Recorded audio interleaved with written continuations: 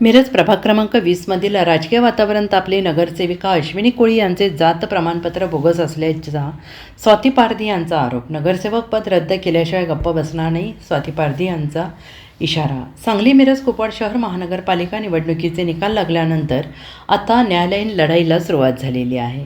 प्रभाग क्रमांक 20च्या नवनिर्वाचित नगरसेविका अश्विनी कोळी यांचे अनुसूचित जमाती ST प्रमाणपत्र बोगस असल्याचा गंभीर आरोप माजी नगरसेविका आणि जनस्वराज्य शक्ती पक्षाच्या उमेदवार स्वातीताई पारधी यांनी केला आहे. या प्रकरणी त्यांनी अनुसूचित जमाती प्रमाणपत्र तपासणी विभाग पुणे येथे तक्रार दाखल केली असून अश्विनी कोळी यांचे पद रद्द करण्याची मागणी केली आहे.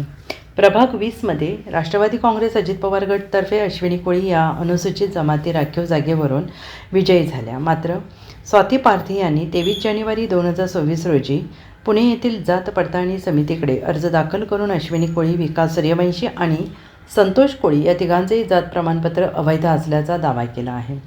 रक्ताच्या नात्यातील व्यक्तींचे प्रमाणपत्र अवैध ठरल्याने अश्विनी कोळी यांचेही प्रमाणपत्र आपोआप रद्दच ठरते असा युक्तिवाद पारधी यांनी केला आहे. अश्विनी कोळी अश्विनी दत्तात्रय कांबळे यांच्या सख्या चुलत भाची सई समाधान कांबळे आणि सख्खी आत्या नंदाबाई जगन्नाथ कांबळे यांचे अनुसूचित जमाती प्रवर्गाचे जात वैधता प्रमाणपत्र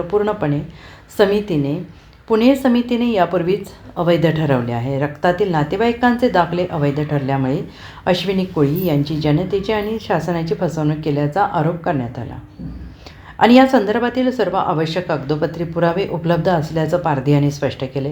राजकीय आरोप प्रत्यारोप या प्रकरणावरून स्वाती पारधी यांनी स्थानिक नेतृत्वावर निशाणा साधला आहे. आमदार इद्रिस नाईकवाडी यांनी या सर्व बाबींची माहिती असताना त्यांनी अश्विनी कोळी यांना उमेदवारी कशी दिली असा सवाल त्यांनी उपस्थित केलेला आहे. केवळ निवडणूक जिंकण्यासाठी अपात्र उमेदवाराला संधी देऊन मतदारांची दिशाभूल केल्याचं त्यांनी म्हटलं आहे. अश्विनी कोळी यांचे नगरसेवक पद रद्द होईपर्यंत आणि मला न्याय मिळेपर्यंत मी हा न्यायालयीन लढा सुरूच ठेवणार आहे असा इशारा स्वाती पारधी यांनी दिलेला आहे. अश्विनी कोळी यांचे पद रद्द करून त्या प्रभागात आपल्याला विजयी घोषित करावे अशी मागणी त्यांनी निवडणूक निर्णय अधिकाऱ्यांकडे आणि समितीकडे केली आहे. यांनी तक्रारीमुळे मिरज शहराच्या राजकारणात मोठी खळबळ उडाली असून आता पुणे जात पडताळणी समिती यावर काय निर्णय घेते याकडे सगळ्यांचे लक्ष लागून राहिले आहे. स्वाती सुरेश पारधी, नगरसेविका सांगली मिरज कुपवाड, माजी नगरसेविका सांगली मिरज कुपवाड शहर महानगरपालिका. मी जनस्वराज्य पक्षाकडनं निवडणूक लढवत होते आणि त्या निवडणूक लढवत होते. माझ्या विरुद्ध राष्ट्रवादी काँग्रेस पक्षाचे अश्विनी कोळी उर्फ अश्विनी कांबळे ह्या निवडणूक लढून निवडून आल्या. त्यांच्याकडं कास्ट सर्टिफिकेट बोगस ST कॅटेगरीचा असल्याने त्यांनी जनतेला पण फसवले आणि पक्षाला पण, राष्ट्रवादी काँग्रेस पक्षाला पण फसवलंय आणि आमदारांना पण फसवलंय. हे सगळं आमदारांना माहीत असून सुद्धा आमदारांनी त्यांना तिकीट दिली. जेव्हा मी तिकीट मागायला गेले तेव्हा त्यांनी म्हटले की हा सर्वसाधारण वार्ड पडला आहे, त्यामुळं तो आम्ही लेडीजला तिकीट महिलेला तिकीट देऊ शकत नाही, आमच्या पक्षाची इज्जत जाईल असं का म्हणले ते.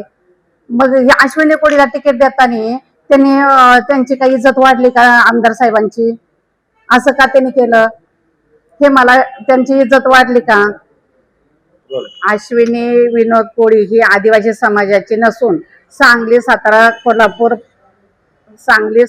कोल्हापूर आणि सोलापूर या ठिकाणी आदिवासी समाज नसल्याने, म्हणून 100% मला खात्री आहे की ही अनुसूचित जमातीची ST कॅटेगरीची नाहीये. म्हणून मी त्याच्यावरती विभागीय आयुक्ताकडं मी त्याची लेखी तक्रार केलेली आहे आणि 23/1/2026 ला अर्ज जात पडताळणी विभागाला दिले. नगरसेवक पद रद्द झाल्याशिवाय मी काही गप्प बसणार नाहीये. पुढं लढा मी लढतच राहणार आणि विभागीय आयुक्ताकडनं त्यांचं सगळं आतापर्यंत तिचे वडील, तिचे आजोबा, इतर नातेवाईक यांची कास्ट व्हॅलिडिटी अवैध ठरवलेली आहे जात पडताळणीने. त्यामुळे हिचं कुठलंही हे होऊ नये म्हणून पर्यंत मला न्याय मिळत नाही तोपर्यंत, हा इथून पुढं जोपर्यंत तिचं रद्द होत नाही तोपर्यंत मी हा लढा देतेच राहणार. अश्विनी कोळीचे वडील, आजोबा आणि त्यांचे नातेवाईक त्यांचे सगळे कागदपत्र डॉक्युमेंट्स मी गोळा केलेले आहेत आणि ते जात पडताळणीने अवैध ठरवलेले आहेत आणि जोपर्यंत अश्विनी कोळीचं पद जात नाही तोपर्यंत मी काही गप्प बसणार नाही. Bureau report SBN Marathi, Miraj.